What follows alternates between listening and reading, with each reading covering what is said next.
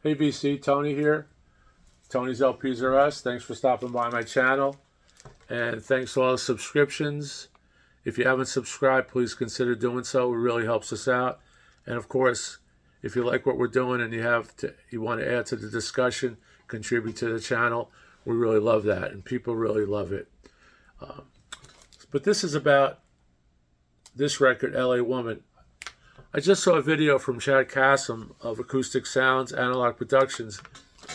And what they're doing is they're releasing on August 19th a UHQR of LA Woman on a 33 1/3 single record in a new clamshell box set with all the accoutrements, inner sleeve notes, the original jacket, which was a see-through Doors jacket. I don't have one of those. It was before my time.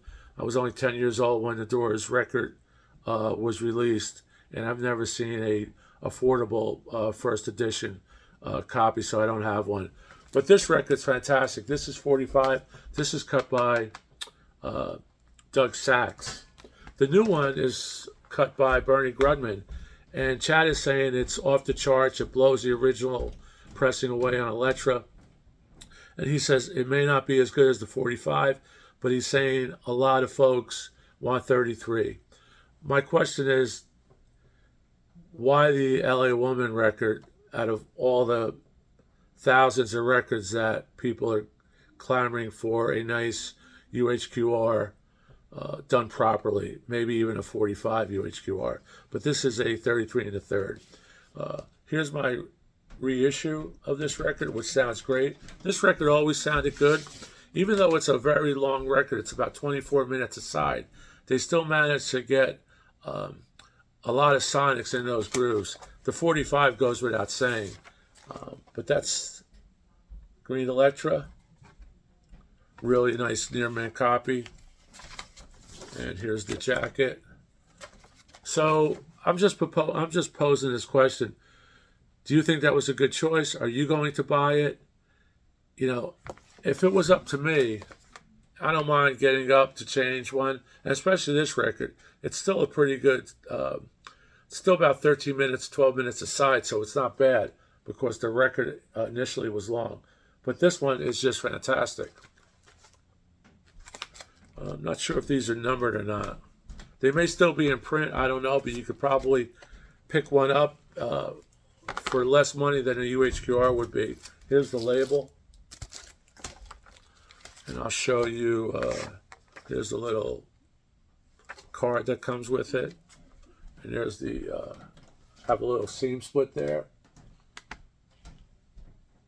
But this is one of the best sounding records that I own. These are all cut from analog, the original analog tapes. And Chaz says the tapes are still in great shape. Bernie cut this record. This is the late Doug Sachs. But another reason I want to do this video is so I could show off my Doors LA Woman Sessions, which was a record store day purchase a few years ago. That record's fantastic. It sounds just as good as the 45. So I'm thinking it's going to sound better than the 33. And if you really loved the LA Woman album, if you don't have this, try to pick this up. It's probably less money than the UHQR. And that's this, LA Woman Sessions. And this is the progression of this great album. And it's all done in the studio, a little at a time, and the band just sounds fantastic. It says 4 records, really nice packaging. Each record has its own sleeve. This is record 1. And this has on it, I'll just give you some quick highlights. 23 40 seconds of The Changeling, part 1. It has part 2 on the flip side, Love Her Madly, 15 minutes and 48 seconds. And this is just off the charts. Here's the actual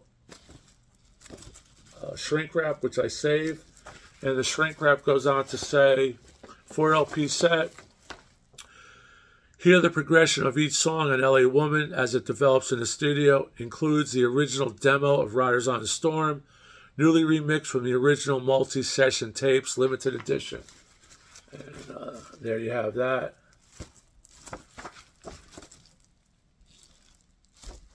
And that's what I do with my shrink. I slip it off. I don't tear it.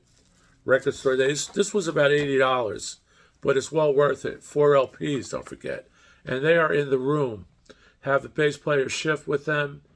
I'm not sure if there's anybody else floating around the studio. I didn't read it, but you know, the last record that they did, this was amazing with Morrison.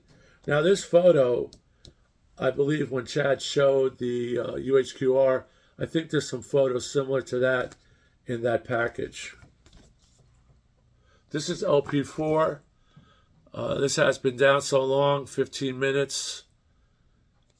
This has Riders on the Storm, Sunset Sound version, 5 minutes. Here's another. This is LP3. Riders on the Storm is on this one. Rock Me Baby, Been Down So Long, The Wasp. Mystery Train, they do a little Mystery Train jam. Really cool. Here are what the records look like. And they came in, these are 33, they came in these polyline import looking sleeves, I believe.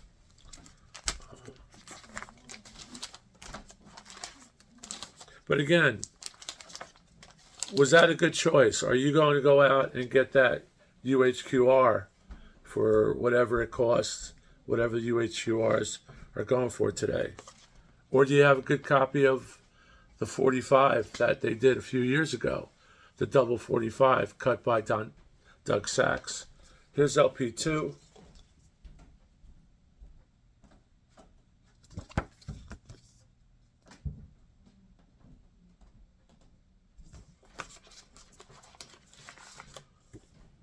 Nice picture of the band in the studio hanging out. This has on it LA Woman Part 1, 19 minutes and 45 seconds. And this is, like I said, the Doors are in the room. It's just amazing.